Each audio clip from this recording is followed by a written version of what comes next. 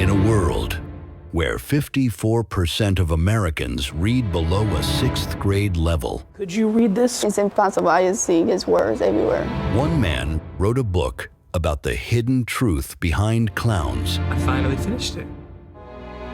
Everything's gonna be okay now. Links down below to the Amazon. But he was about to find out. Your primary market is the USA, and it ranks 36th in global literacy rates, with over 43 million adults unable to read or write. Getting the truth to people is no day at the circus. You know, sometimes I wonder if I'm the real clown.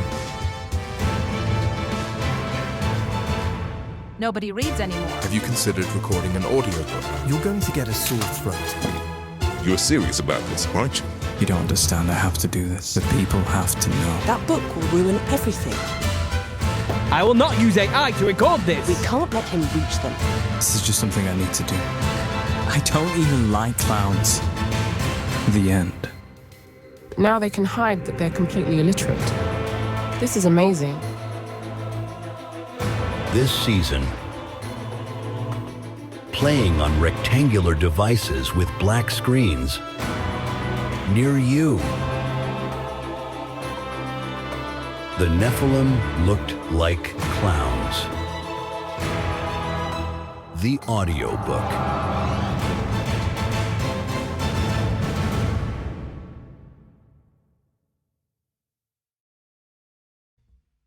I want you to get together. Joining us today for his second go-around is a UK-based independent researcher who covers a variety of topics. He's very much a fellow after my own heart, and his specialty is a subject that I have a tremendous amount of interest in. He is the host of the YouTube channel Understanding Conspiracy and the author of the forthcoming work, The Nephilim Looked Like Clowns. This is the great Paul Stobbs joining me again for round 2 of our discussion on the esoteric origins of clowns. We got going here in the first one and covered a lot of fascinating prehistory concerning the Nephilim, the Great Flood, the Book of Enoch, and all that other good stuff, as well as various traditions of demons and what all of this stuff has to do with clowns. Yeah, guys. We're back here again. More nasty clowns, more evil clowns, more trippy clowns, more dirty clowns, and even more demonic clowns. So, our deep dive will commence, and this time around we are getting into the Joker, Pennywise, and the astounding fiction of Stephen King. Maybe even a little bit about AI and the Hat Man. It's going to be quite a discussion. So, on that note, let us start the show. But did you want to get into, real quick, some of the reoccurring use of black and white and why that is such a common motif? Yeah, sure. So briefly summarizing this, I think a lot of people get a bit deeper about this than they necessarily need to be. I think it's representative of many things. So the first is being a literal representation of the spiritual realm that these spirits are trapped in. In a way, as disembodied spirits, they're in a binary dimension rather than our 3-dimensional realm. I don't believe they're in a better place than us, if you understand. So I know a lot of people get mistaken when they take things like acid or DMT, that they're going to a better place than our current world, you know. But I believe they're actually going to a lesser place, a place where bodies don't exist, you know. So it's not a 3-dimensional world from our particular understanding, you know, even though I know we live in 4 dimensions and perceive the third. And you can get into physics about that all you want, but I do believe where these entities reside is more of a 2-dimensional binary realm of color and form and pattern. You know, that can give the illusion of 3 dimensions, but it's still within a limited capacity for physicality. So I think the black and white is representative of that figuratively, first of all. So Freemasons use the black and white pattern quite a lot of the checkerboard, don't they? And people often claim to visually see the checkerboard when taking psychedelics. It's a common visual motif of those experiences. So I think the black and white patterned images we often see represented with clowns, they often are seen wearing black and white patterned clothing, is a spiritual or metaphorical it's a metaphorical image for the fractal realm they're currently residing within as disembodied spirits. So that's one way of representing it. So it's symbolic in one way. But I also believe it's also a literal representation of how they now look in those spiritual realms. I think they look like beings of form and line and pattern with a jester-like visage, if you understand. So they aren't physical bodies like we would visualize them. They're chaotic forms of pattern and light and fractal forms, but they have like a slight embodied fuzzy outline to them, because they are still an entity in their own right, just without a body, and I think that looks like a jester to most people who go to those places. And jesters are often represented as having checkerboard black and white patterns mixed in with red and black and all sorts of colors as well. But this isn't also to say that they didn't have the black and white pattern on their own skin when they were in physical forms before they were wiped out and killed. So you have the Hoyoka tribes in the Americas, for example, and there's another one in the Pueblo tribes, I think. They also have their sacred clown, which I think is a direct representation of these entities. And they believe they looked physically like black and white patterned beings, And I don't think that is out of the realms of possibility, because in their physical forms, they had features like that of a serpent or a bird or an amphibian or a fish. And, we can see that nature has a very psychedelic and bright colored palette when when it comes to these animals, these creatures. So these features would have been prominent in the angels and their offspring. So I think the black and white pattern is threefold. It's symbolic of the realm they're in. It's symbolic of how they look in that realm currently in a literal sense as well. And it's also a literal description of how they may have looked when they were physical. So the black and white pattern is always shown when discussing spiritual realms, especially in Western media. I'll say that. Twin Peaks is a very good example. Oh, absolutely. I'm kind of fascinated by how this played out with the two cities, Adessa and Haron, during the Middle Ages. Are you familiar with either of those? No, I'm sorry, my focus hasn't been there, but enlighten me, please. Well, they were, I guess you could kind of describe it as like the white and the black cities, if you will. Edessa had been controlled by the Eastern Roman Empire, I think up to about the 9th century or so. And then even after it was conquered by Islam, there was still a very strong presence of Christians there. It became just an ongoing obsession with the Eastern Romans trying to recapture it. And then during the Crusades, it was one of the regions that was taken by the Crusaders. And I believe it was King Baldwin who had set up his particular kingdom there. But there had been a lot of long-standing speculation that it was actually more of a kind of Gnostic or Neoplatonic form of Christianity that prevailed in Edessa, which is why it sort of had the reputation as the city of the shining sun and all this other stuff. And then conversely, you had Haran in Syria, which was where the Sabians resided in. And this place continued essentially the tradition of the, I guess you would call it the almost astrotheology of the Sumerians and the Babylonians. Till the 9th or the 10th century, they were described as having quite an elaborate temple there that they would use to draw down these planetary intelligences. And it was also, we'll probably get into this in the end when we get into AI a little bit, but it's fascinating because it was one of the last areas that was really described as having the quote unquote talking statues that we hear so many descriptions of from the Greeks in ancient Egypt, referring to ancient Egyptian temples and so forth. So apparently these practices that had their origins in a lot of the religions of antiquity were continued in Iran. And specifically, it was kind of overseen by what had been, I think, the Sumerian moon god Sin, if I remember correctly, ironically.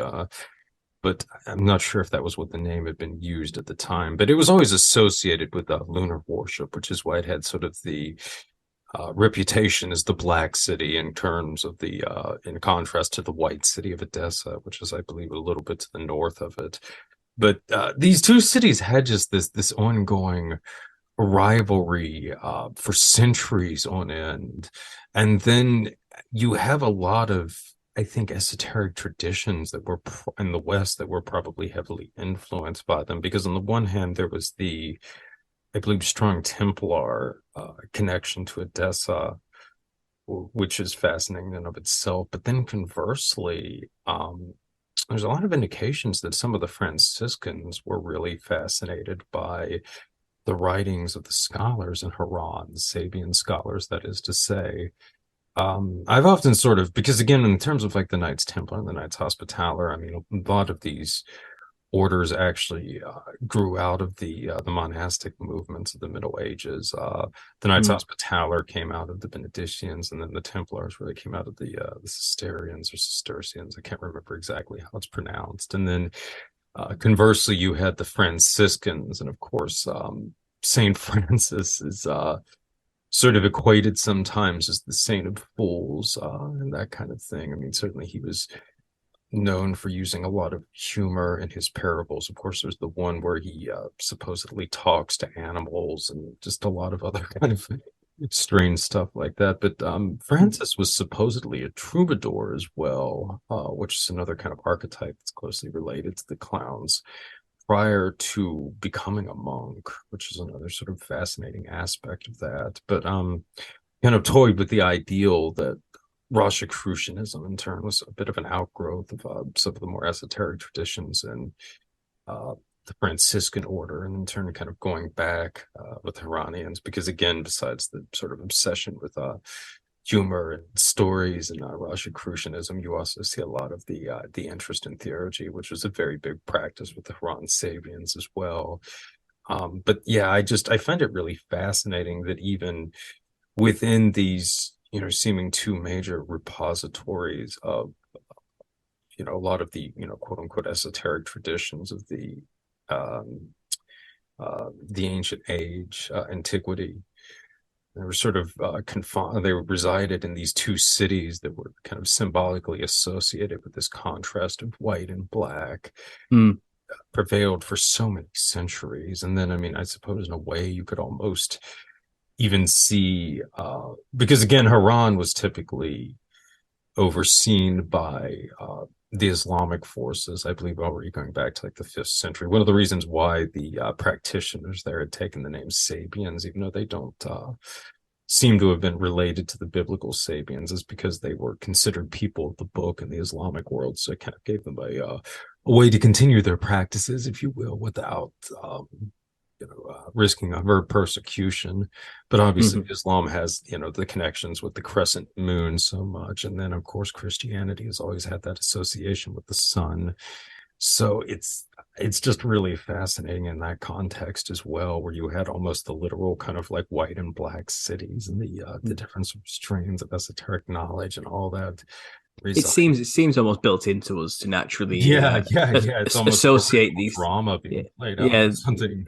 I think we find fractals of that all over the earth, represented as the battle between a perceived good and a good, or a bad, or a dark and a light, or just oppositions of all kinds. The duality, the dualistic nature of life is a well understood concept in, let's say, something like Dowoism of the Eastern perspective, when the symbols for that are the black and whites, and the white within the black, and the black within the white dots, and so forth.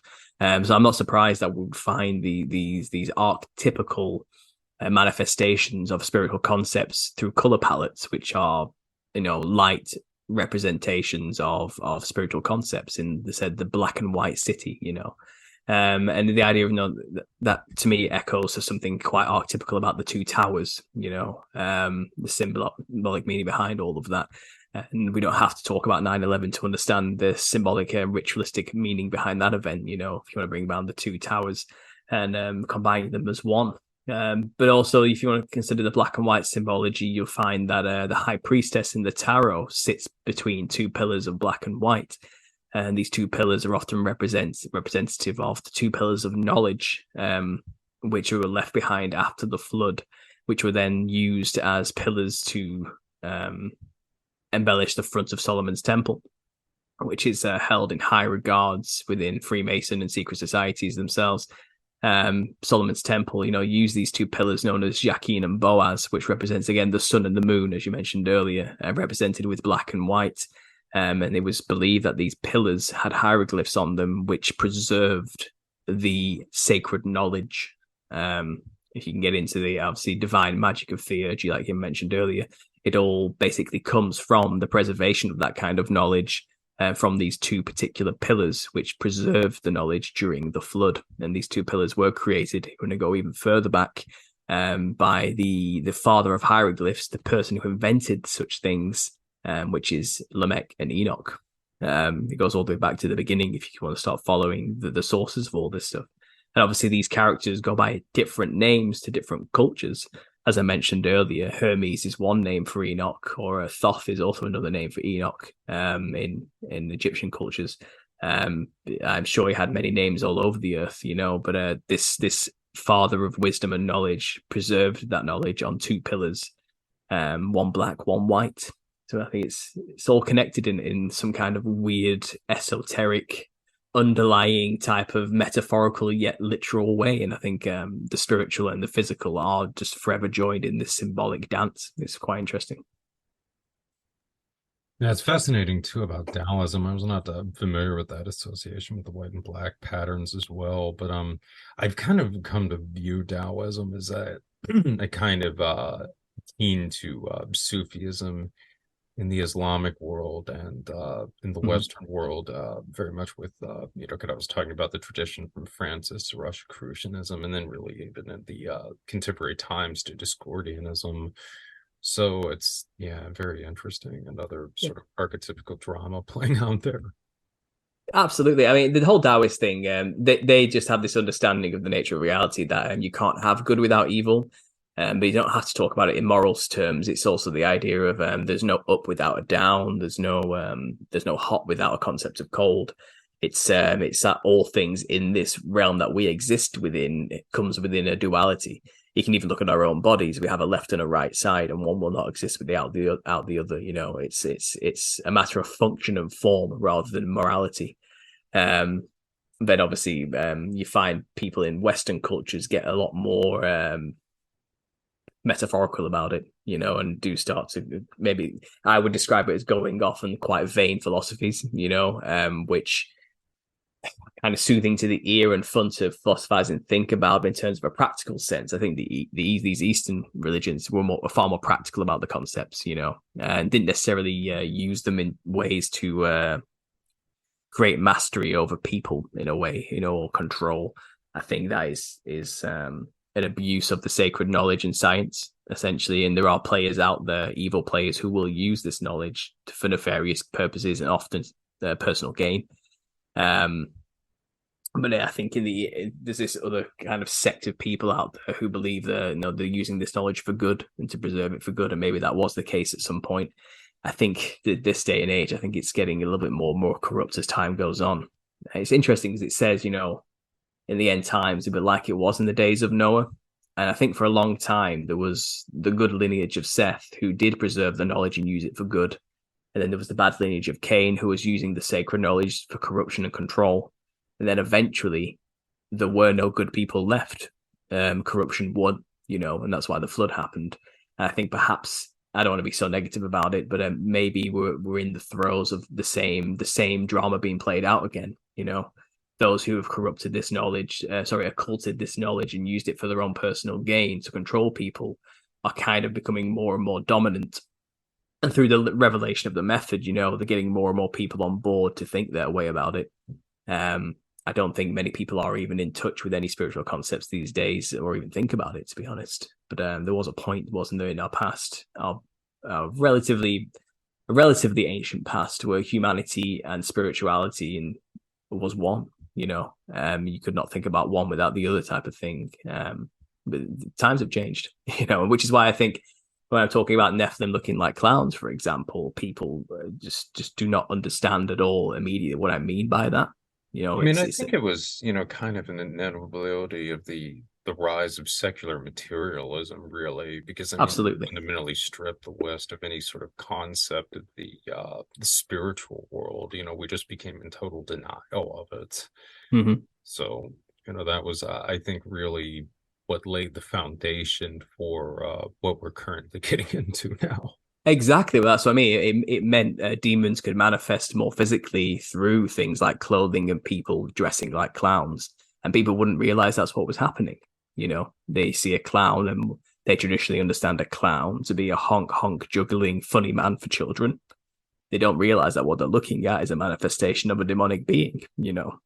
But then you go to these other cultures around the world and they still preserve their culture throughout the millennia. They know what they're dressing like and why, you know. And our ignorance comes from, like I said, our lack of a connection to spiritual concepts or the spiritual realm with the rise of materialism in the West. It's it all goes hand in hand. But I find it interesting that the clown is so prolific now in the West as a symbol, as an icon, as a thing, you know.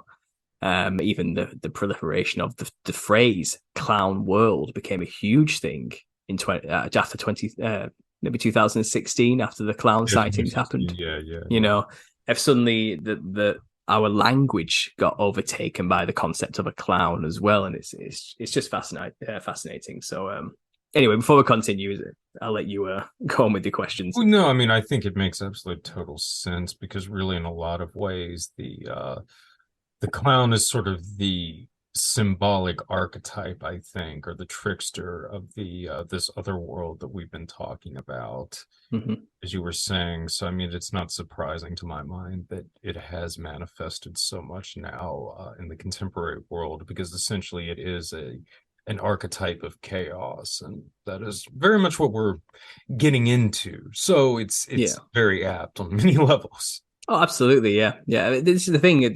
We talk about. I do this all the time when I have interviews with people. We start with the intention to talk about the clowns, but talking about this ends up being a discussion about all of ancient history. It has its roots in everything, and the clown is just the surface level manifestation of a deeper rooted problem. It's a symptom of a deeper problem. You know what I mean? You know, so if, for example, if we look at the archetypical characteristics of a Western clown, you know, white skin. Now, white skin is one of the most common descriptors of the Nephilim of the past, but we also have more modern descriptions of the Nephilim, like the tribes in North America who were haunted and killed by white-skinned, red-haired giants. In the end, the people took it upon themselves in these tribes to slaughter these red-haired giants for their own safety and smoked them out of a cave, you know, and burnt them alive, basically. They describe them orally as tall, with very white skin and very red hair.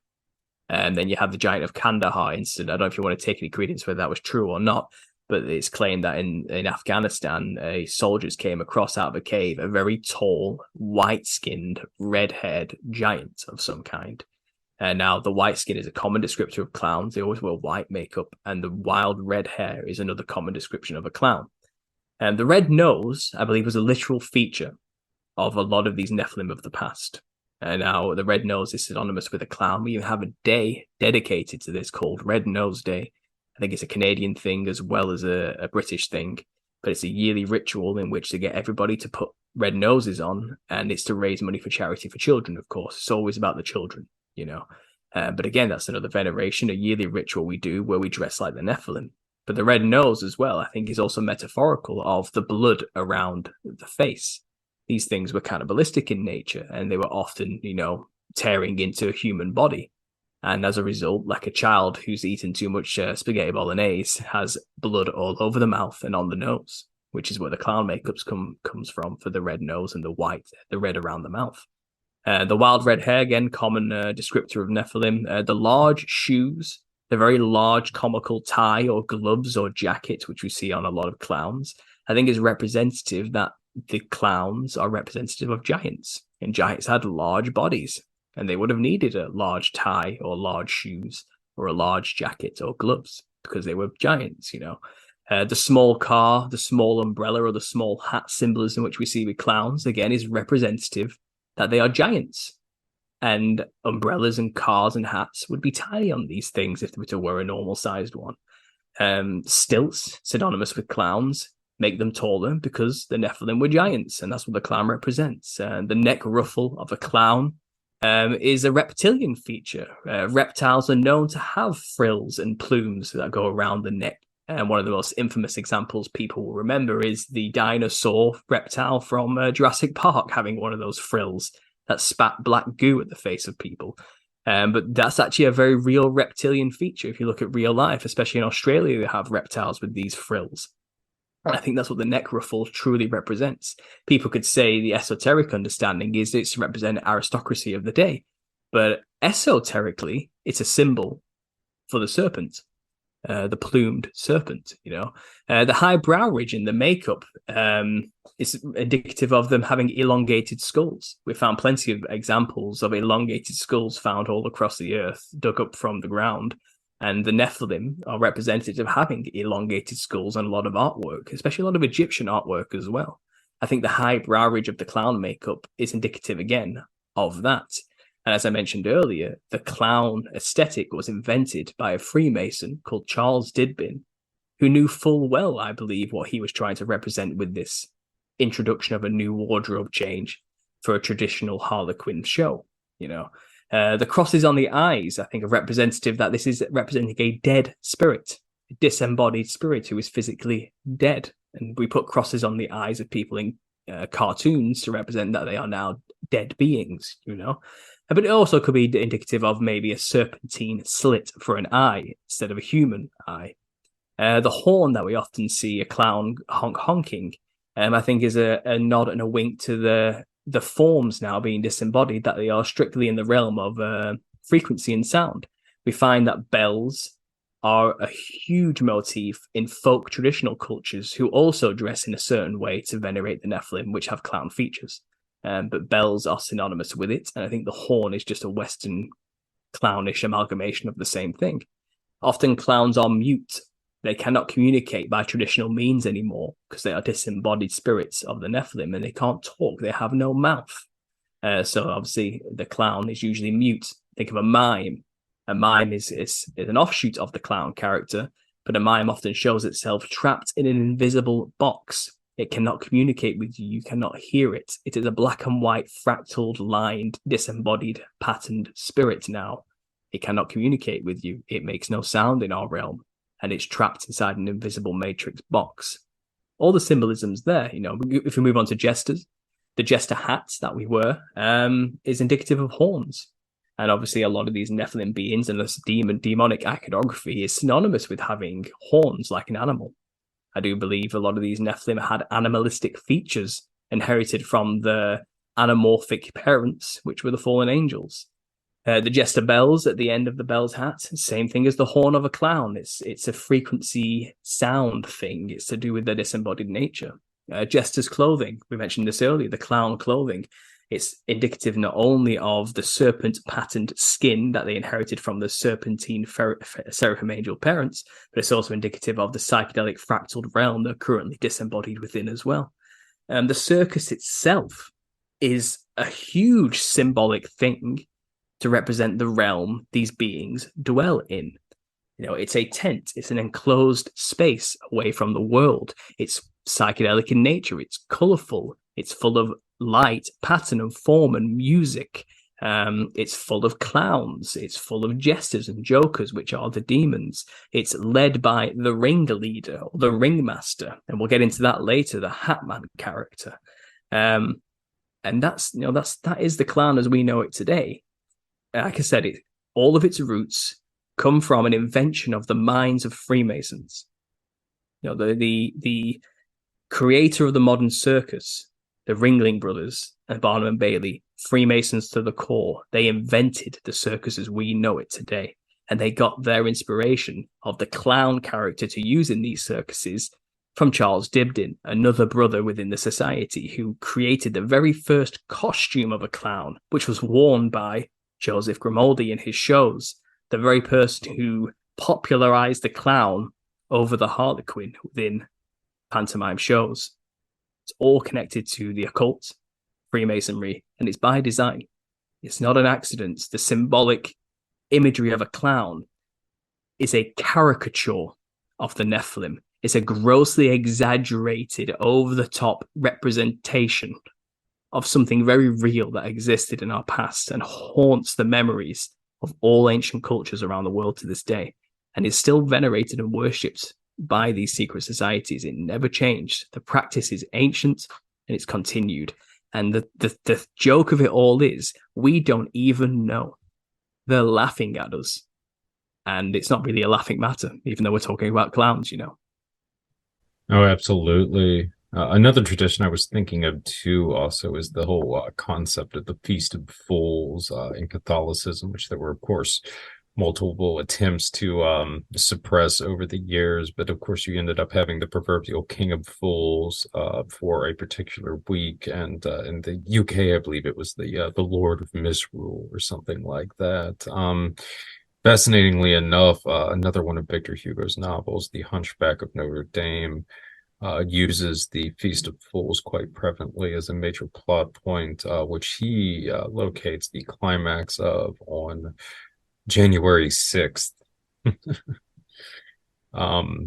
So that's a fascinating one. Another date that's been put forward was January 14th.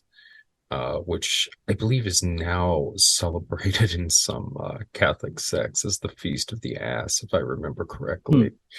But that was the day that Elizabeth Short's body was found on in 1947. That's the Black Dahlia, who famously had the Glasgow smile. Interesting. Was recovered. Yes. So that's very interesting. Yeah. The thing is, the symbolic nature of a jester in its own right, as being somebody who was, let's say, allowed to mock the king, was kind of above the law in a sense, and was allowed to do through satire what no other human being was allowed to do, which was essentially mock nobility. You know, and people say, you know, maybe it was to keep the king grounded and keep him from getting too haughty or full of himself in a way. But symbolically speaking, you know, this idea that this entity is allowed to mock the highest form of authority, you know, there's something subtly blasphemous about the whole concept, but it's kind of accepted within Western society as a norm. You know, comedians in their own right in the West are kind of venerated as gods. I would say they're allowed to take on that role, you know. But I try not to hold too much importance within my book in theory about the symbolic the symbolic meaning of the archetype of a jester in society. I mean, my theory is very literal, you know. I think that's the point I try and drive home more, is that these representations of a clown we have in the West are literal representations of a very real thing that actually existed. Do you know what I mean? Like I said, the Nephilim of the ancient past. Absolutely. Well, do you want to get into a bit of colorphobia and potentially how it's been hardwired into our DNA from the ancient traumas involving these clown-like things? Well, yeah, absolutely. I mean, I've no doubt that the reason we're naturally, well, a large portion of society naturally is uneasy around clowns is because it's kind of set in our DNA, you know, that we should be scared of things with those features. You have to understand, in the antediluvian age, you know, these beings were terrifying, like truly terrifying creatures. You know, I don't think we can truly understand just how terrifying it was. I mean, have you ever seen a giraffe?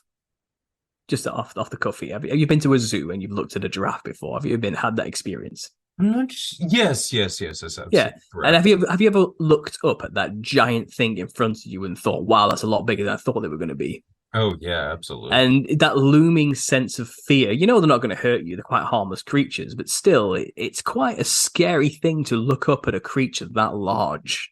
Okay, and that's probably the closest thing a human being can get to seeing a creature that large in front of them. Now, double that size, triple it even. That's how big these things got, you know? Imagine being in the presence of one of those, with clown-like features, psychedelic-coloured, serpentine-patterned skin, an incredibly wide, double sets of teeth road grin looking at you. And it's not like it was grinning, it's that its mouth rested like that because of the nature of its face, picked up from its serpentine parents. You know, a snake can dislocate its jaw to eat its prey. Its mouth is that wide, and that's how wide the mouths were of these beasts, you know, with crazy wild red hair, disjointed, sharp, angular features, a huge head, and enormous to boot. You know, one of these things comes up to you. What are you supposed to do? You know, you could run, but he'll get you. 10 steps to you is just a little bit of a skip to him. It's nothing. Like, what do? Well, you get down on your knees and you beg for mercy and hope this thing understands concepts like mercy. There's nothing else you can do. It's either that or die, isn't it? And that's how terrifying it was in the past when these things were everywhere. And it's why they became the kings and rulers so quickly. Who can stand in the face of these things truly? Who's going to stand up to them? Nobody at all. And that, backed by the angelic parents, and no doubt the bizarre supernatural abilities inherited from the heavenly parents, these things were a terrifying thing to behold physically, and just spiritually as well. They were truly a monster. They were hideously monstrous. They were monstrosities. I can't explain it anymore. It's and obviously with this understanding now that they had what we consider clown-like features, can you be surprised that it's kind of deep rooted into our very collective psyche to have a mistrust and an uneasy feeling around things with clown-like features? I don't think so. I think it makes perfect sense. Now, I find it fascinating, too, that so many children have reported finding the clowns are traumatic in witnessing them, which is fascinating because I believe that this has actually been a case for a very long time. And despite that, we sort of deliberately subject children to clowns without thinking about it, even though it is often a kind of a traumatic experience for them. So... Yeah, I mean, I always check the news, and there's always an article every 2 or 3 years pops up about colorphobia. It's like the mainstream media tries to remind us every now and then that clowns are real and you should be scared of them, And the going academic theory is, the makeup means you can't see the facial expressions, which naturally makes human beings uneasy. That's kind of the psychological understanding behind it. I personally think it does go a lot deeper than that. But I also find it interesting that they do regularly try and keep us up to date with remembering that clowns are scary, through the media. It's a strange one. Yeah. And then, I mean, even, when you sort of get into some of the mythology with, say, like the Piped Piper, for instance, and bad association with kids. And even then, it's like, well, even though that's sort of like an early kind of archetype of the clown, we still sort of think of, I mean, maybe not as much in the contemporary era now that the evil clown has become so prevalent. But I mean, for so many years, it was just sort of, kids and clowns. It's like, ice cream and bananas for a chocolate split or something. Or a banana. Yeah, it's a laughing matter, isn't it? It's like, the clowns are just there to entertain children. The Shriners will dress like clowns and go to children's hospitals. They will go to the hospitals full of dying children with cancer, and in their last moments on Earth, traumatize them with the image of clowns. It's something deeply sinister about the whole thing. And it seems like connecting such a heinous thing, which we now understand it to be through my theory, to children just makes the whole thing a lot more sinister and darker than we ever really understood or imagined it could be. It's hardly surprising, but they always come for the children, don't they? That's just the way it is. That's the way these powers that be operate. We could get into all the talk about things like adrenochrome, and the belief that children's blood filled with adrenaline has magical properties to maintain vitality and youth in people. And again, is this some kind of constant ritualistic abuse going on of dressing like clowns and putting them in front of children? I don't know. But there's something messed up about it. And I think children are a lot more attuned to spiritual concepts than we are as adults. I think children are more instinctively terrified of clowns for reasons that perhaps an adult wouldn't understand, in a spiritual sense. All right. Do you want to get into a little bit more now about some of the jester and clown-like entities people reportedly observed under DMT? Absolutely. I mean, I think Joe Rogan has made this popular, hasn't he?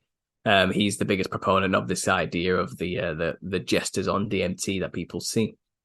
And it's not just him. It's a very common motif that people, when they take things like dimethyltryptamine, which is a chemical we release when we're born, when we sleep, and when we die. So it's a chemical that's involved with the transportation of our spirit, let's say, from one realm to another.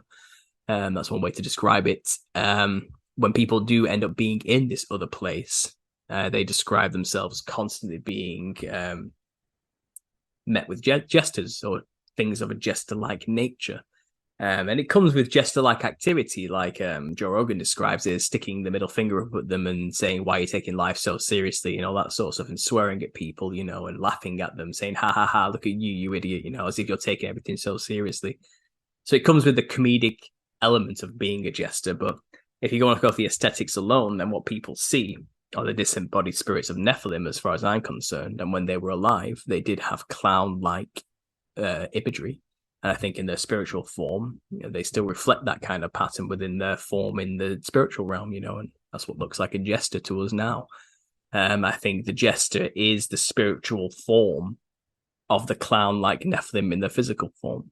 You know, that's kind of my theory on it so far, but there's no doubt at all that when people go to this other realm, they're not going to some kind of higher plane of existence. I believe they're still right here on Earth, but just have pierced the veil which hides these entities. And, you know, I've been to that realm and I understand how trippy and psychedelic it is. I know it can seem like it's amazing, you know, when you're someone new and better than this place because of how beautiful it looks. But I'd say, you know, don't give in to awe and understand that where you have gone, you know, you never really left the earth. You know, you're still here. But now what you've done is you've opened up the ability to see the unclean spirits that have always been there since the flood, you know, and they will lie to you as far as I'm concerned. They will tell you whatever you want to hear as long as it's not believing in God. And they will make you believe you are a god. They'll make you believe that they are aliens from another planet communicating you through interdimensional, 5-dimensional, I don't know, third eye chakra alignment or something. They will tell you anything else, whatever it is, as long as you believe it and it's not God and it's not Jesus. Because the issue is, you know, we're talking about possession. These entities want bodies.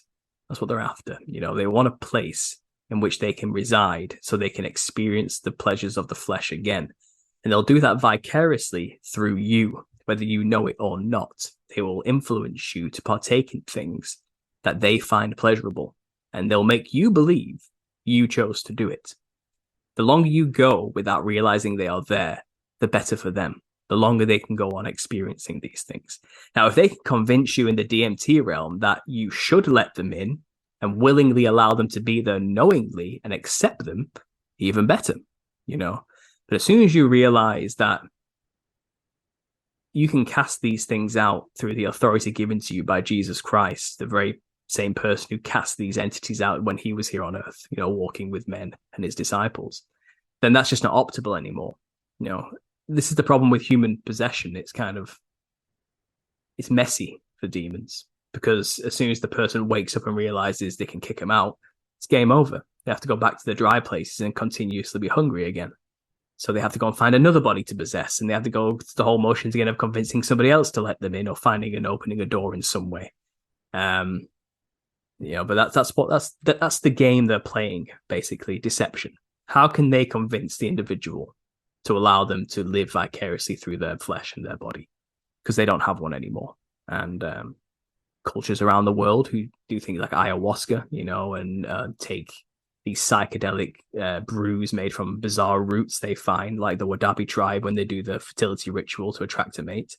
You know, they do it in order to allow the spirits in, to teach them a lesson or give them the ability to perform in a certain way. When we do it in the West and take DMT, we just don't know what's going on. We're, like I said, we're in this kind of realm where it's like we don't know anything and we're kind of like just ignorant to what's around us. So when a being comes up to us shaped like a jester, you know, and starts saying all this stuff, and you don't know anything about spiritual concepts at all because you've never even thought about it, then why wouldn't you trust it? You know, you think, wow, this thing's beautiful, it must be right, you know? And that's why I think about the Bible explicitly says, you know, no marvel, for Lucifer himself poses an angel of light. And, you know, you should test the spirits no matter what. And I don't doubt that these entities are beautiful things to look upon, but just because they tell you something doesn't mean it's true. And I think a lot of people fall victim to that as well. But yeah, jesters in the DMT realm, it's just more of the same. It's just more Nephilim spirits. It's just more clowns.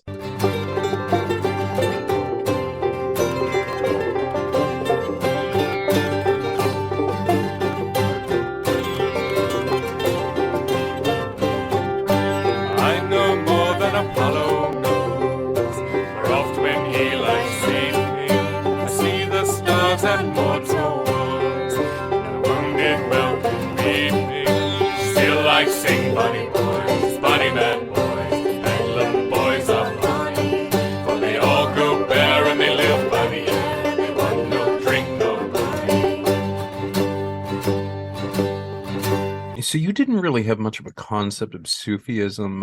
I take it then, and sort of the traditions there with sort of the archetype, the earlier archetype of fools, right? Not really. No. It's new to me. I mean, in terms of research for my book, I'm kind of doing it as I go along, and I'm learning a lot as I go along. I mean, I know a certain amount already, but in terms of like things like this, I'm happy for people to give me information. So, what can you share with me about this? Because I am ignorant.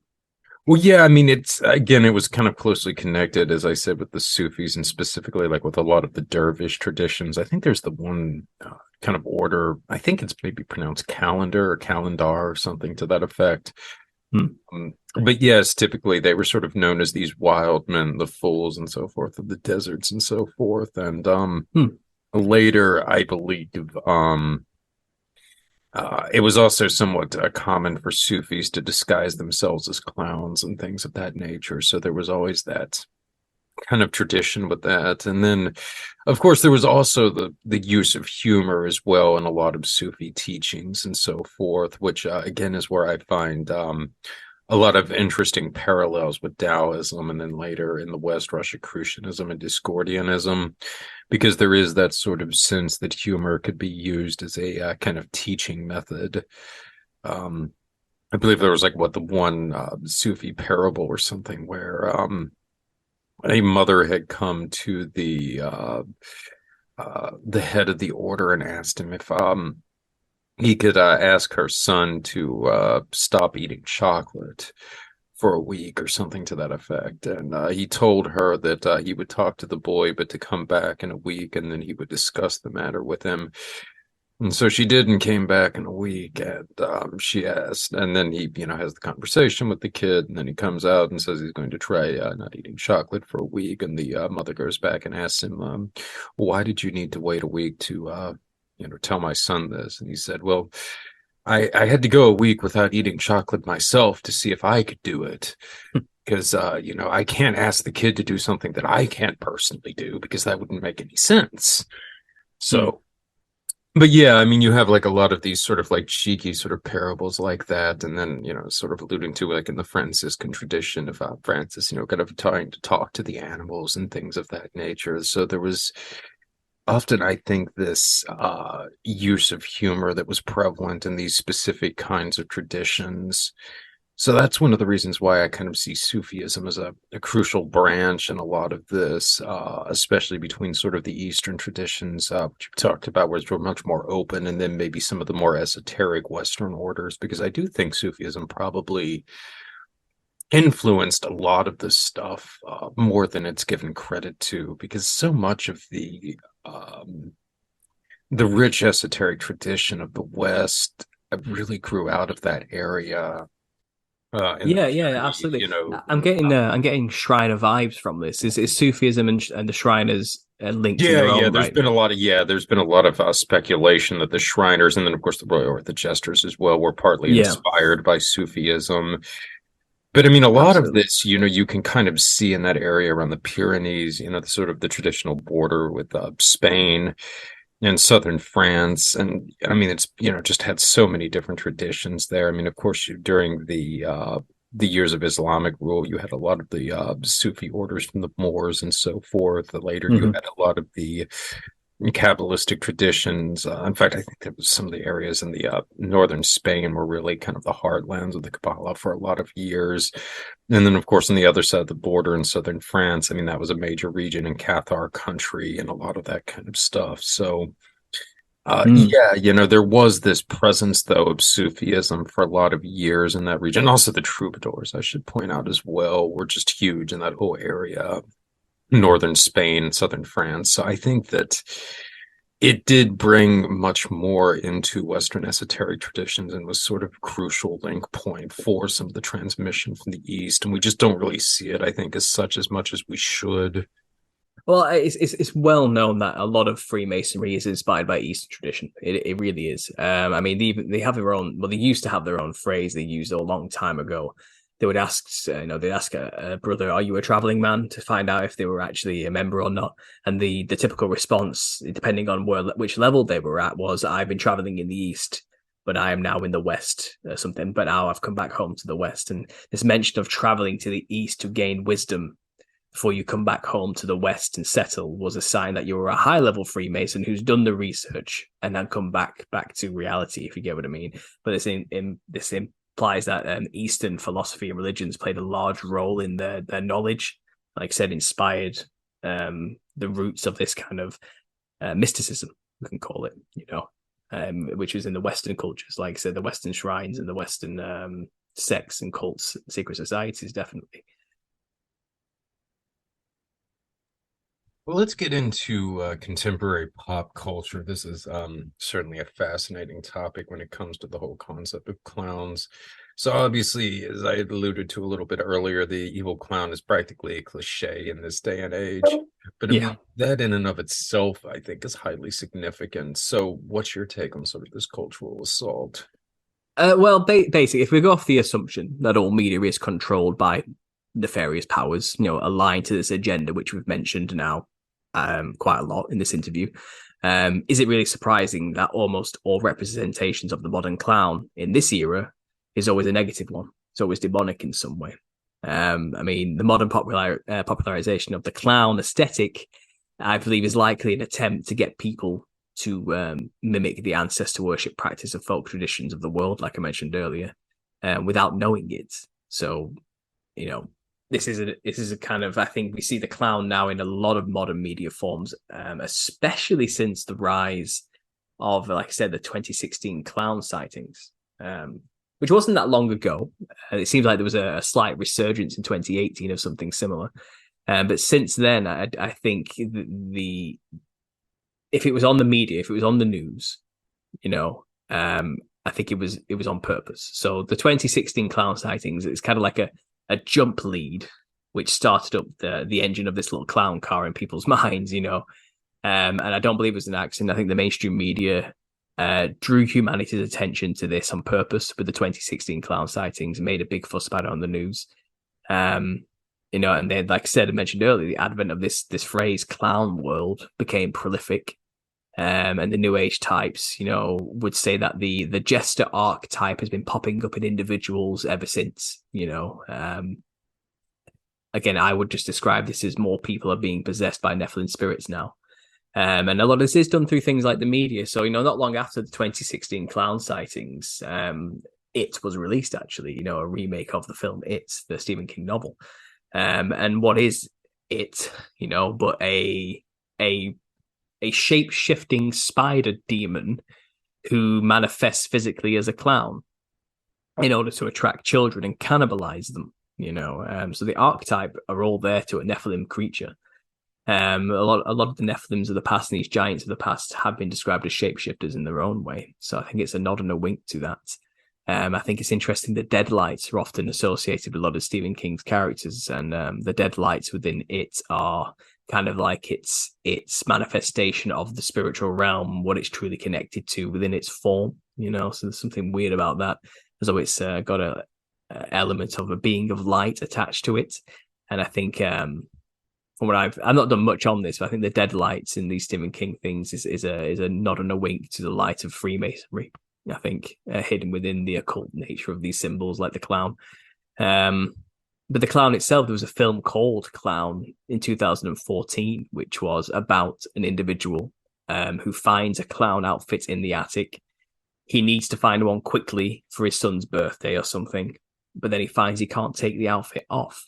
And then slowly but surely he starts to get taken over by the outfit.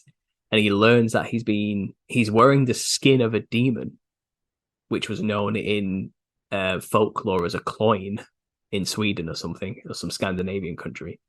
And he has to eat 5 children in order to be free from it.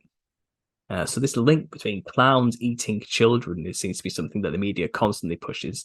I think you'll find any representation of a demon that we find in most films now, or possession of a demon in some way, incorporates a large grin of some kind, another clown aesthetic or a jester joker-like aesthetic. We just saw a film come out recently called Smile, which is about this wide grinning smile demon, and again, clowns are synonymous with smiling and happy and fun, and it's kind of been twisted on its head and inverted through this. I think we're seeing more and more manifestations of the clown in media, but it's not just media like film and music. I mean, if you want to go off music, I think you'll find that a lot of musicians dress in a very clownish manner and aesthetic, including black and white patterns. Think of Kiss, for example, wearing black and white, so we're sticking the tongue out like the Gorgon, or the Hindu Kali, for example, another evocation of the same demonic spirits which people do in other cultures knowingly. We get a lot of people dressing in psychedelic clothing, or I think it's known as like a dead makeup or something like that, where they have the black and white patterns to make themselves like a skull on their face. But I think the clown motif, it runs deep throughout a lot of the creative arts. I mean, one very on the nose example would be the Juggalos, of the Insane Clown Posse, who essentially created a cult of people who willingly dress like the Nephilim in order to evoke them. And it's no coincidence that murder is a core topic within most of their music. Right now in the fashion industry, clowncore, literally just a few months ago, has been announced as the latest fashion trend. And, what you see on the runways trickles down slowly into the mainstream store outlets eventually. And it seems like clown aesthetic clothing has been rolled out on the catwalks. And it's trying to say to people, dress like a clown. It's cool now. It's fashionable. I just see this as a continued attempt to, if I can coin a phrase, Nephilimify the public, The clever irony being behind all of this, of course, is that no one knows it's happening. They see it as merely something humorous and quite literally a joking matter. But to dress like a clown is actually very serious when you consider my topic and what I've said here, because what you're doing is the same thing folk traditions do. You're dressing like a demon spirit in order to evoke the spirit. The only difference is those tribes know what they're doing, but when we do it here in the Western secularist type setting, we're ignorant of the fact that we're doing that.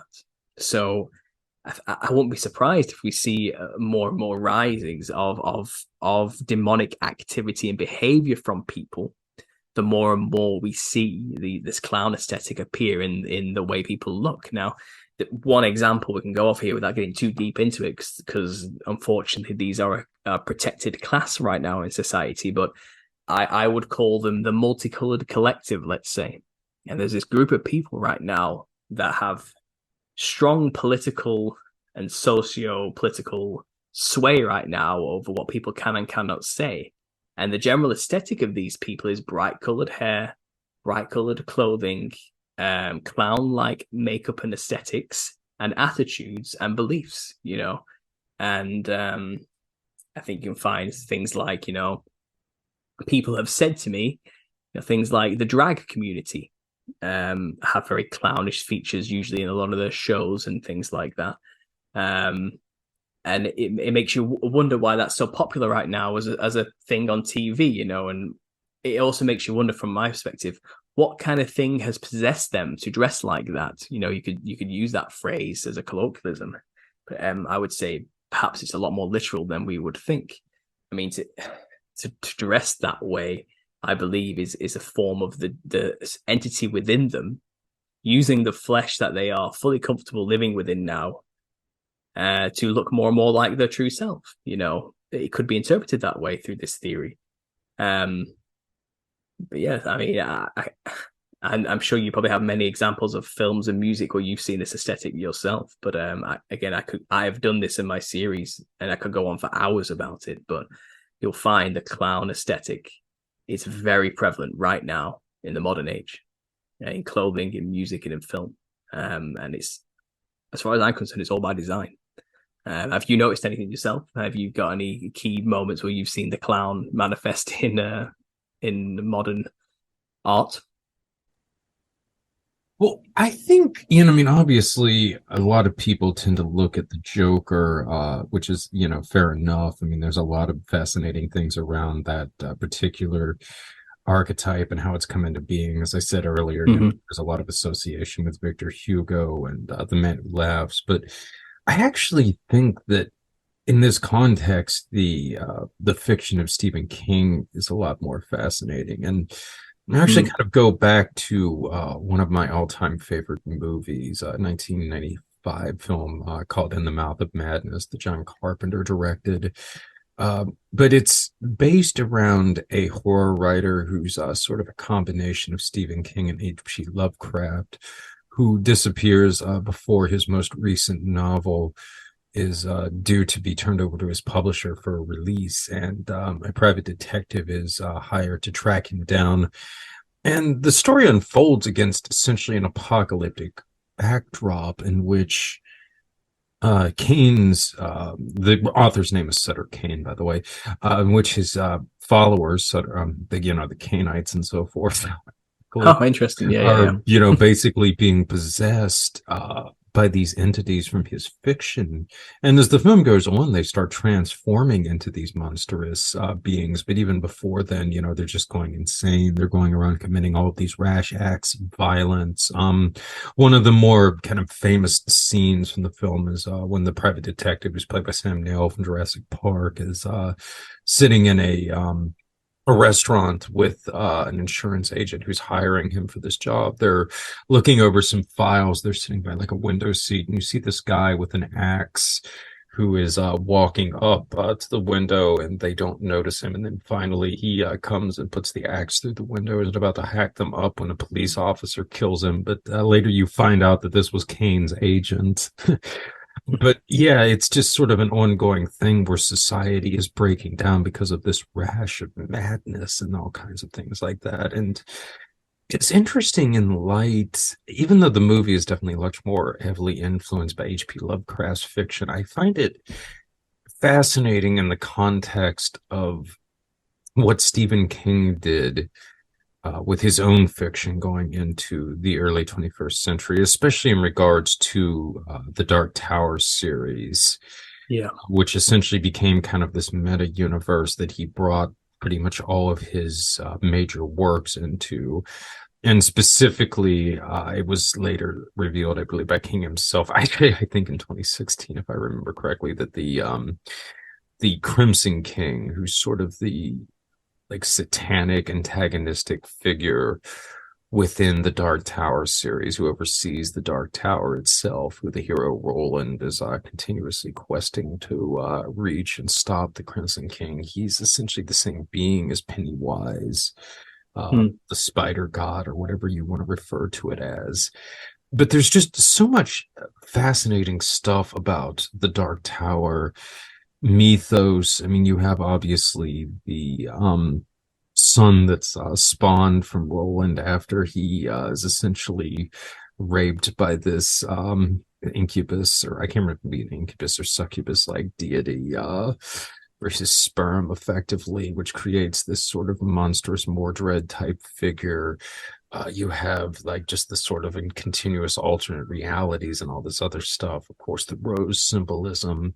I had read most of the Stephen King stuff, and I was rather young, a teenager, early 20s, and I was not very aware of a lot of occult symbolism at the time. But going back in hindsight, there's just so much remarkable stuff that was incorporated into the Dark Tower series. And then, of course, on top of that, King later brought in, almost all of his other major works. The Stand is also heavily incorporated into it through the figure of Randall Flagg / the Man in Black.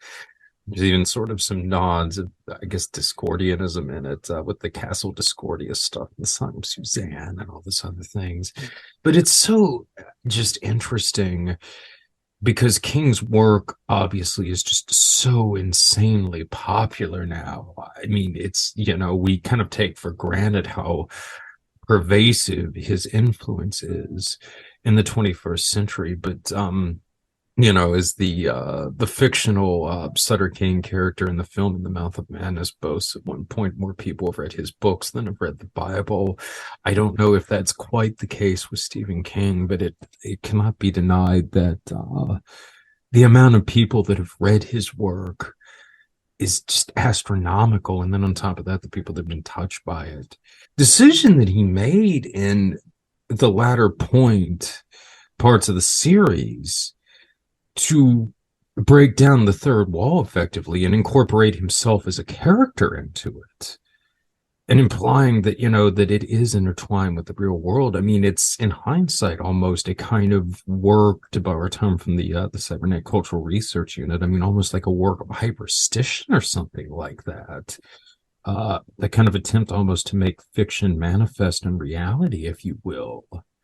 So I just, and, you know, this is something I wouldn't have really thought of till fairly recently, but I mean, going back and looking at a lot of the references that are in the Dark Tower books, and the fact that he's essentially trying to write himself into this series as a character, he's combining his whole meta universe in these books. It's just, it's really fascinating in this context. And then ultimately all of this is presided over by this Crimson King, this kind of clown deity, if you will. Yeah. No, I remember reading the Dark Tower, but I actually only read the first one. I remember it was about the cowboy type character wandering through a desert dimension, being was he chasing after the man in black, or was that what he was doing, or was he being chased? Yes. Was he being chased by? I can't remember. I remember him going back and forth between a serial killer, wasn't it, who was pushing people, called the Pusher, wasn't it, who was pushing people into trains. Well, you later find out the man in black is Randall Flagg, who is the main antagonist in The Stand, essentially. Right, yeah, so it's all connected. He kind of made like a joint universe through this Dark Tower series. Is that was the angle he was going for, was it? No, that's fascinating, and it can hardly be surprising that, symbolically speaking, you know, he represented a clown deity as the big bad. You know, it's all there, isn't it? And again, what you said is fascinating. It truly is. I agree with you. I'm looking at images now of In the Mouth of Madness, and I recognize this film. I must have watched it years ago and probably forgot about it, but I see the man with the axe looking at them through the window now. It looks almost comical, in fact, but I imagine it was meant to be quite a serious scene. Yeah. Well, definitely, if you get a chance, go back and rewatch it, because I think it's very interesting in light of things that have happened recently. But yeah, I think the whole thing with the Dark Tower was, I don't think that we kind of like recognize that a lot, but because of just how pervasive and influential Stephen King's work is, and the fact that it's, you know, I mean, been incorporated into so many of the other really popular franchises that he's been involved with, it's fascinating, and just how he managed to slip in a lot of, I think, this, you know, this very peculiar strand of occult knowledge into this franchise in a way that, you know, it would effectively gain popular appeal. You know what I mean? Oh, yeah. Well, I mean, I feel like a lot of people who are in the know about occult knowledge use the occult knowledge to get notoriety and fame quite easily by retelling the same stories from the occult, but to the profane, you know. Now, to the initiated, obviously, when someone reads something like Stephen King in a secret society, they probably actually glean a lot more from it than someone like me or you would. You know, he probably references a hell of a lot more about the occult mysticisms than we might even pick up on, you know.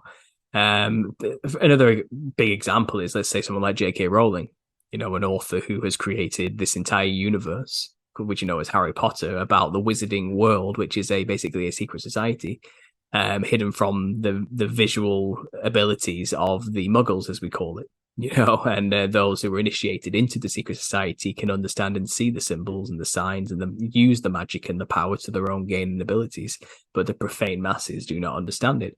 And she's basically just manifested in her work a very true thing about how the nature of this reality works, you know, but it's been mystified and kind of hidden under layers of artistic nuance, you know, with the wands and the lights and the, you know, the mystical concept of running through dimensional walls to big castles and things like that. But it's all rooted in some kind of allegory for reality. So when Stephen King obviously represents that there's this dimension of evil that it spurns off into every facet of life, of fiction, including reality, as he merges the two together.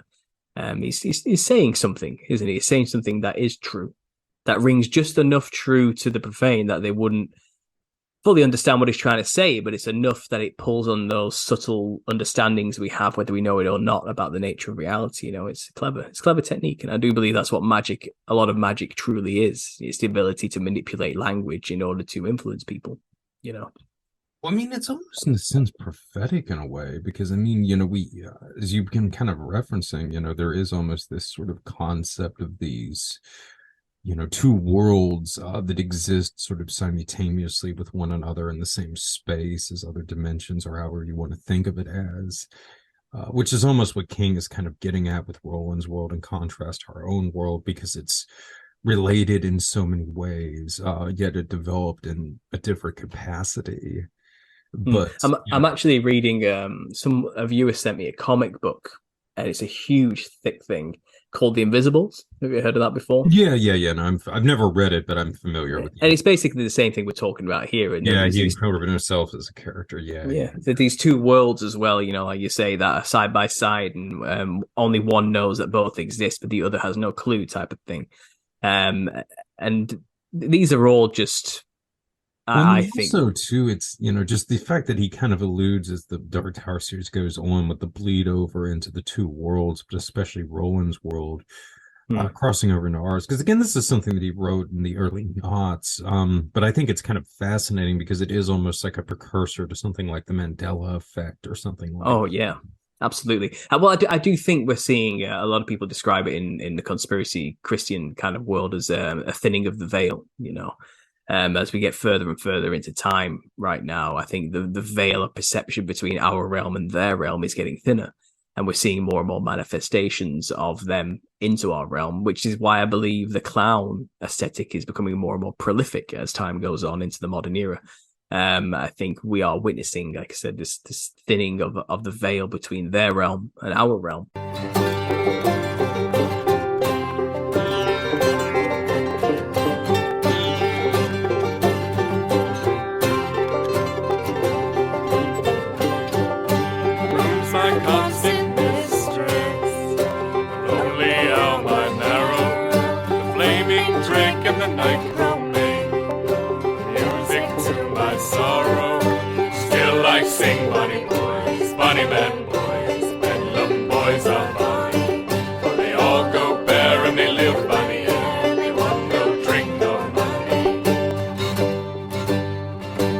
Now, this may be a good way to get into things like AI. A lot of people argue that is something similar, and that's what that is. Now, I personally don't subscribe fully to this idea that all AI is demons, communicating with us. I know that is a popular one.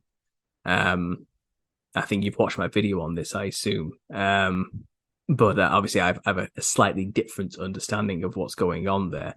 I think it does relate to what we just discussed about the bleeding of their reality into ours in many ways. But what I see with something like AI, artificial intelligence, I see that as kind of one facet of many technological developments towards creating a new body of a kind, a robotic body in a sense. It could be holographic in nature, I'm not sure. But I think with transhumanism, which is this drive to become immortal, mainly funded by very rich people who just do not want to die. The idea is to create a vessel that cannot die, that can also house the human consciousness. That's kind of the end goal of transhumanism. Can we transfer our consciousness into a vessel that cannot die? And my personal belief is that AI is kind of the development of the brain for this new vessel. It's trying to recreate a kind of a mind that has the capacity to hold a consciousness like a human's mind can, like a brain can. And I think right now maybe entities can communicate with us through it in an Ouija board style, perhaps. But I think when this AI comes to its true fruition, what truly has been created is a replica of a human brain. And if you can recreate a human brain, then you can recreate something that can house the soul, And I think a lot of these people who fund this thing, who push for this development of this new body, believe it will be for them in the end. But I say, once you recreate a body like that cannot house the Holy Spirit, because it was never meant to be that way, it's not the natural order of things, then these disembodied spirits will gladly inhabit these brand new bodies that we've just built for them. And I think a lot of the agendas are pushing towards this angle, build a new body for us so we can come back and be physical once more. And as I mentioned earlier, possession of human bodies just is not optimal for demons, because we can kick them out at any moment that we decide to fill ourselves with the Holy Spirit. And you can't dwell in a human's body once it's full of the Holy Spirit. It's just not ideal, But if you can create a vessel, a body that cannot house the Holy Spirit, then that's a win for the demons as far as I'm concerned. And we're kind of building that for them, And the secularists will still believe when it happens that it's just the robot uprising. But as I understand it, it's just the demonic return. Well, yeah, it's very fascinating to me in the context of what I was getting to earlier with Haron and the accounts of the talking statues there. Another interesting tradition that was repeated that supposedly was conducted there was that they had a disembodied head that would talk to them and communicate to them, which again is really fascinating because, as I had alluded to earlier, this is right next to Adessa, where there was a strong Templar presence. Later, the Templars were, of course, accused of having a talking head as well that they took their marching orders from. But there's also the whole tradition, I believe, around Albert Magnus, I believe he was a Benedictine or Dominican. I can't remember which one, but he was one of the monastic orders. And there was also the whole tradition that he had a mechanical talking head as well. I believe Thomas Aquinas was the one who complained about it because it would never shut up, if I recall. But yeah, it's going back to at least ancient Egypt, possibly also Samaria. I'm not sure, but certainly with Egypt, there were these accounts of these talking statues, and in their traditions, these was, the vessels that the gods came down from the heavens and resided in so that they could communicate with them. And I think that this is potentially what was behind some of these latter traditions we hear of, like these talking heads and so forth within these esoteric orders. And as time went on, gradually it went from these devices that would be the repositories of the gods, quote unquote, to, just basic possession by human beings themselves, as we see, like with Wudon, Horse and Rider, and some of this other stuff that you've been talking about. Yeah. But in the early days, it was actually these quote unquote statues that were used as the receptacles for these intelligences. So that's why I find the whole thing, again, with AI fascinating. And I mean, obviously the potential, I feel like you're talking about with robots, that have these sort of conscious intelligences, quote unquote, because it almost seems like in a certain sense, this could be viewed as an attempt to recreate some of these traditions from Egypt, maybe even in a superior fashion to what they had back then. That's certainly, especially when I had looked into some of the whole, concepts of extended intelligence that have been floating around with AI.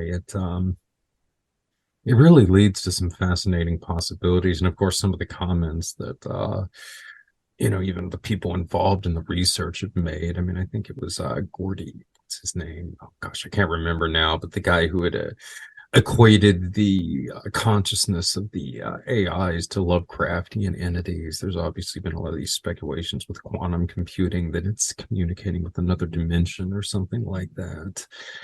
So yeah, I mean, I do very much think that there is, at least in some quarters, this belief that, and I mean, I'm talking about specifically within Silicon Valley. I mean, it really does seem to be the belief that that some of these computers, that these advanced AIs could be used to house some kind of other intelligence, let's just say. Well, yeah, absolutely. I don't doubt it at all. And like I said, it does seem like, people communicate with these chatbots now, for example, which is another example of a talking statue as far as I'm concerned. I think our technology now is a little bit more advanced than these talking statues as well. And I think these entities can certainly communicate with us through electronical devices and means. I think these beings are electrical in nature, frequency in nature, electromagnetic, let's say. And they do use these devices to communicate with us. I think we've come a long way from the wooden Ouija board with the alphabet printed onto it, and something like, asking a chatbot a question could easily be fair game for an entity on the other side of the veil to use it to communicate with humans. I don't deny that at all. But I do think we are still in the infancy stage I think it's the testing of individual neurons in this new brain they're trying to build that we're witnessing right now. I'm not saying they're too far away from, creating this vessel and this brain, probably not at all. But I think we're in the beta testing phase right now. I think the future is going to look very strange in the next 10 years alone. I think we're going to see some vast advancements, which are going to be a little bit trippy. I mean, I couldn't even have predicted 10 years ago where we are now with some of this stuff. I mean, the way AI is going right now, what it's capable of is getting more and more terrifying by the day. I mean, I'm a photographer, that's what I do as a job. And my wife was showing me the updates to Photoshop now and what that's capable of doing just for the prompts. You can remove things, edit areas just by asking the machine to do it for you now.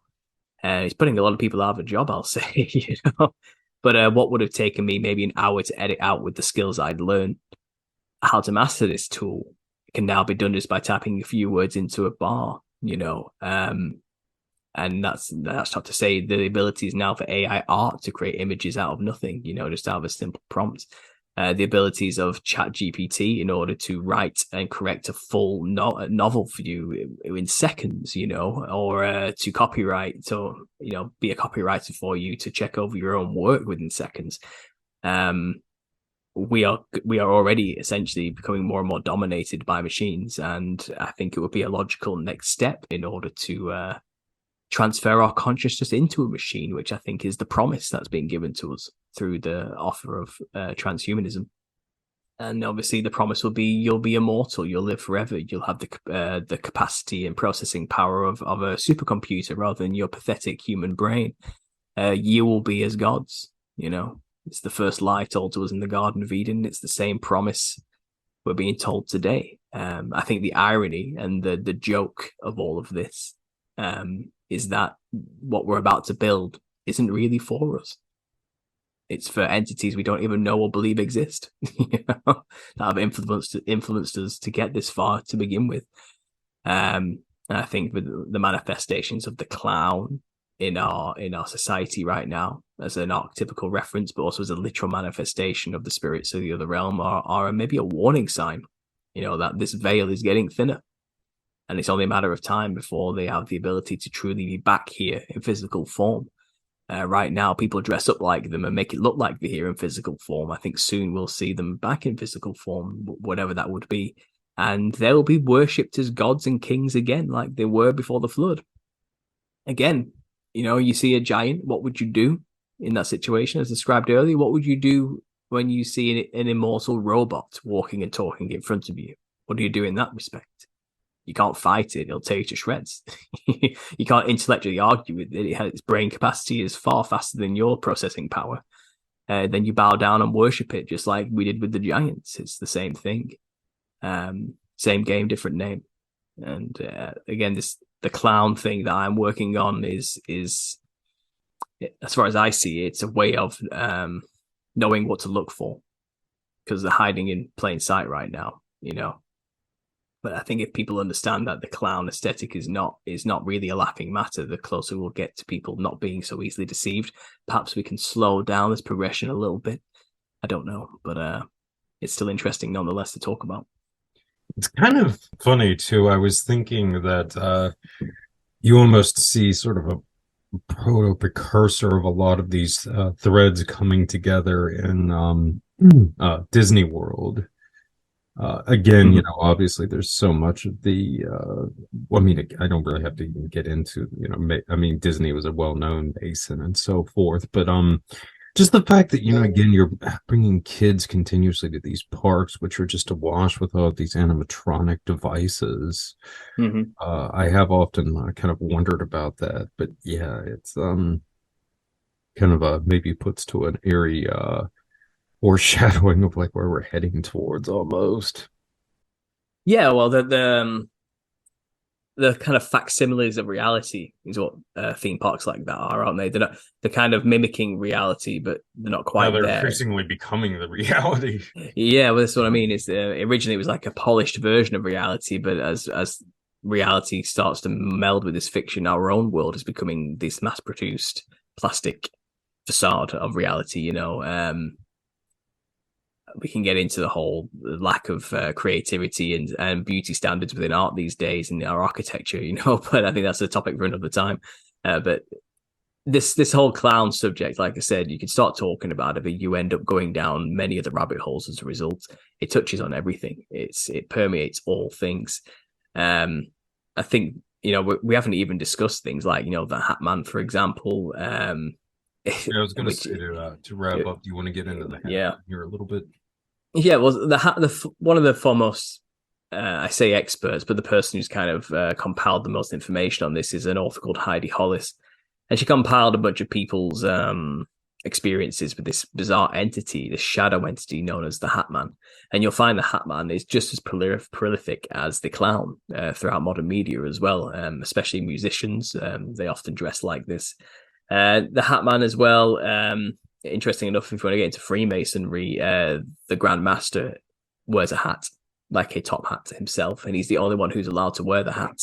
So as the leader of the sect, let's consider the Hat Man also the ringleader of the circus, is the entity who stands in the middle of the circus and orchestrates the whole thing.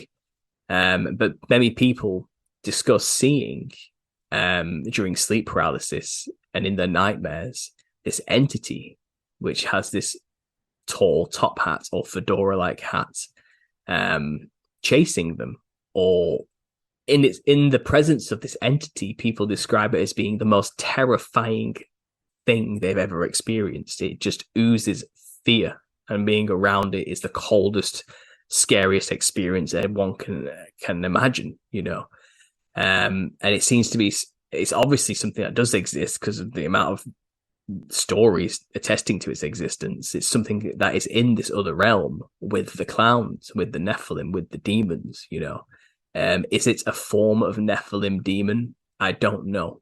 I don't know what it is exactly. Could it be perhaps a fallen angel, who can manifest physically and spiritually, just is way more powerful than a Nephilim in every respect, but whatever it is, it's synonymous with the demonic realm. And I think symbolically speaking, again, within the circus, it's interesting that the leader of the clowns is the ringleader, the Hat Man, I think it's fascinating that wearing the hats, the top hat, is a common music fashion. Let's think of Slash, for example. He's one who's quite famous for it, but I think you'll find that many people do it all the time.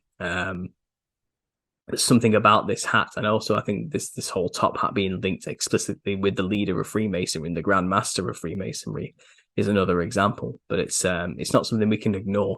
This Hat Man is connected in some way to all of this. It's even in the media, let's say The Conjuring, one of the main demons in there is the Crooked Man, and it's a wide-grinned, pale-skinned, jagged teeth monster who wears a hat, the specific type of hat. And I think it's prolific just as much as the clown, and it can't be ignored as a part of this whole connection. Even the Madang I mentioned in Korea, the shaman who willingly gets possessed by the demons in order to solve family quarrels and gets paid to do so, she wears a tall pink top hat with a feather in it. It's the same thing. If you go to Vodou religion and the Voodoos, the Voodoo of Haitian religion, the main deity, which is an ancestor spirit they call Baron Samedi, wears the top hat. It's the same thing. It's everywhere. It's specifically a shaman thing as well, I find, the use of a particular hat. But even then, you can go off and then go into the hats of the wizards, even the Solomonari, for example, that I mentioned in Romania. They often depict as wearing a strange wizard-type hat. The cone-shaped hat, is a really common motif within people within the occult. People say it's used to focus the energies of the ether down to the skull or to focus the magic in some way. But there's something about this. You could even really point to the hat that the Pope typically wears, or one that frequently Pharaoh is depicted as wearing as well. Absolutely, yeah. I think a lot of those hats mask the elongated skull that is underneath as well. I think it could be representative of that as well. It's always a tall hat, and the Nephilim entities were said to have elongated skulls, so it could be a link to that, or a nod and a wink to that, if not a literal representation of it.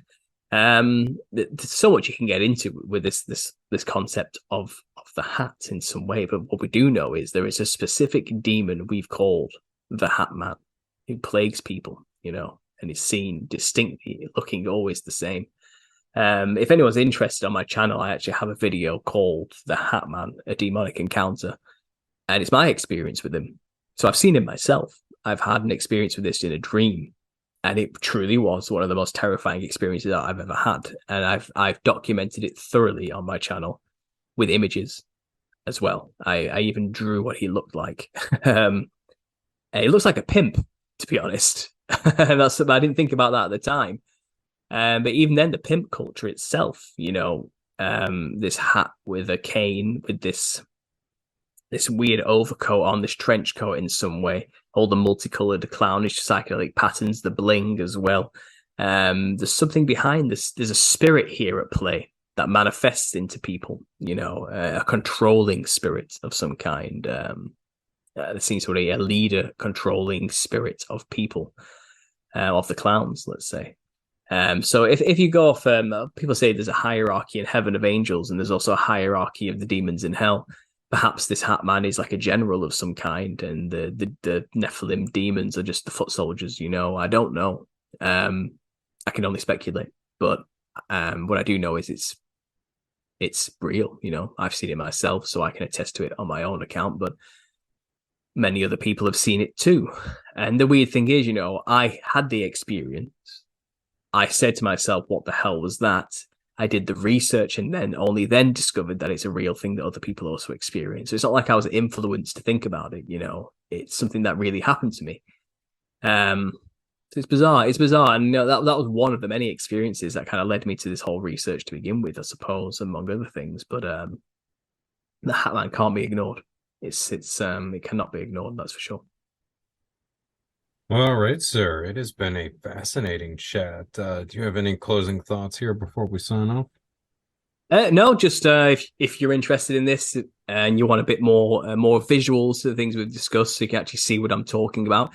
This is a very visual topic. Go to my channel and follow the Nephilim Look Like Clown series. It's been going for 6 years now. My earlier work was stopped over 4 years ago. I had a gap. I had about a 4 to 5 year gap in doing anything on the channel. I had to stop because my work at the time found the channel and basically threatened to demote me if I continued. I wasn't in any position at that time to lose my job, so I had to stop making videos. I don't work there anymore. I'm self-employed now, and I've started the channel up, and I basically picked up from where I left off with this series 6 years ago. So the more modern videos you see from the past maybe 5 to 6 months, I would say are the better quality ones. I've come a long way since then. But if you want more information on what I've talked about, go check out my channel, Understanding Conspiracy. And check out the series, The Nephilim Look Like Clowns. Also, I do a weekly live show every Sunday, which is a bit longer and more in depth, where I share where my research is taking me currently. I am writing the book on this. I am currently 10 chapters in, and I predicted there's going to be about 36 chapters to this book. If you want to support that, there's a GoFundMe for that, which you can find on my channel. But I'm regularly posting snippets from the book as I write it, so you can keep up to date with the kind of things I'm thinking about and talking about. But other than that, it's been a pleasure speaking with you. Honestly, I've enjoyed this. Yeah, same here, sir. I'll have to have you back here one of these days. I'm sure there's any number of other topics that we can get into.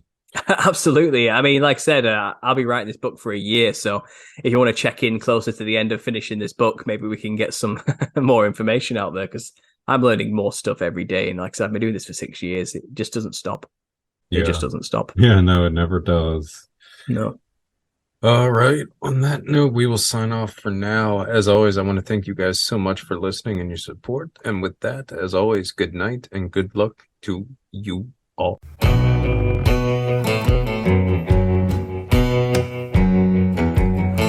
on, baby, pick me up. Out here in my wiki up. Sick and tired of fucking up. I want you to get together.